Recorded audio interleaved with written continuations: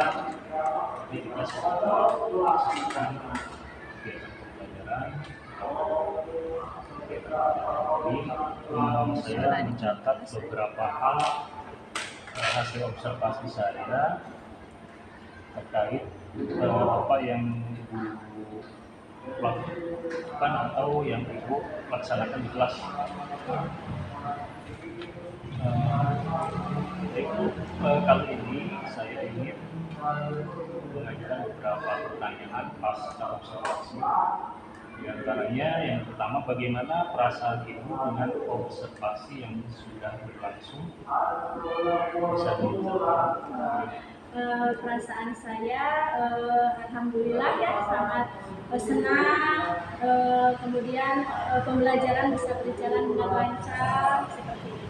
Alhamdulillah saya sangat senang dengan jadi perasaan Ibu merasa senang setelah melaksanakan kegiatan.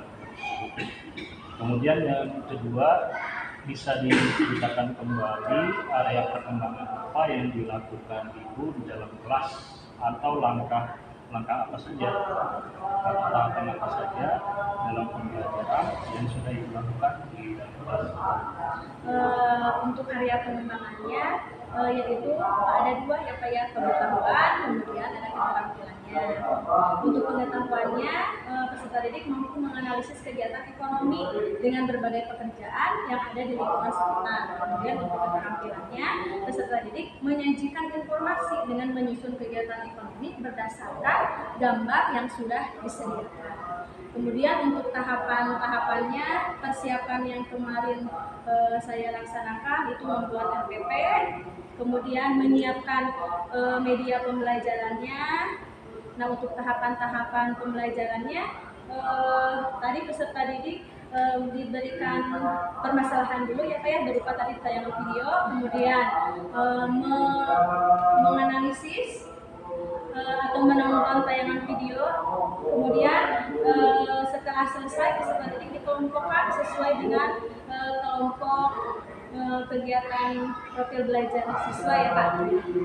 Ada 3 kelompok, ada kelompok visual, audio, dan kinestetik. Kemudian setelah mengerjakan lembar kerja, peserta didik dan perwakilan dari satu kelompok itu berpresentasi ke depan. Kemudian mengerjakan lembar evaluasi. Selanjutnya saya melakukan penilaian hasil peserta didik mengerjakan lembar evaluasi. Jadi tadi ada beberapa area pengembangan yang dilaksanakan, ya. Di antaranya tadi untuk aspek pengetahuan dan keterampilan, tadi Ibu menjelaskan bahwa peserta didik itu disebut analisis. Iya. Penampilannya peserta didik tampil begitu. Iya. Mempresentasikan hasil kerja. Baik, itu pertanyaan selanjutnya, sejauh mana area pengembangan yang Ibu sudah sampaikan tadi, apakah sudah berhasil dilakukan di kelas? Alhamdulillah mungkin menurut saya sudah berjalan dengan baik ya Pak. Namun ada beberapa kekurangan ya Pak.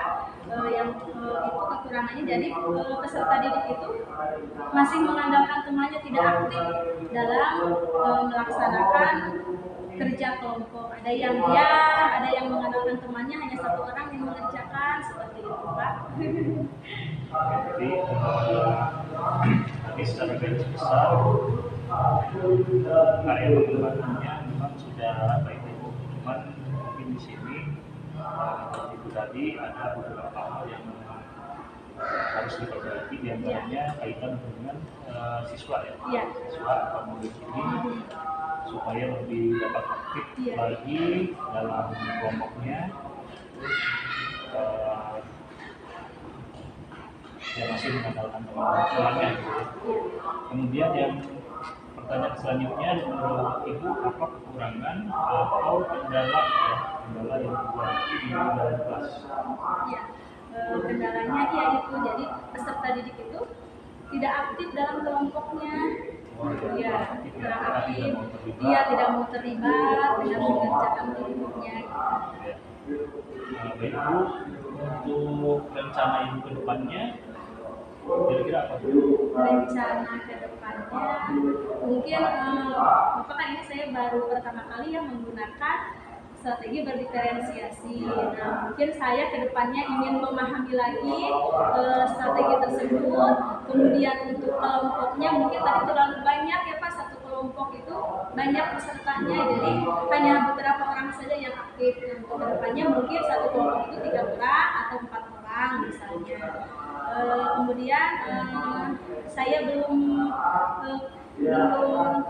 tahu peserta didik yang suka dengan audio, visual, kemudian kinestetis. Jadi nanti masih ada siswa yang di audio masih aja dia tidak mengerjakan, yang visual masih aja tidak terlibat pada kerja kelompoknya. Mungkin untuk kedepannya saya akan memahami lagi strategi berdiferensiasi.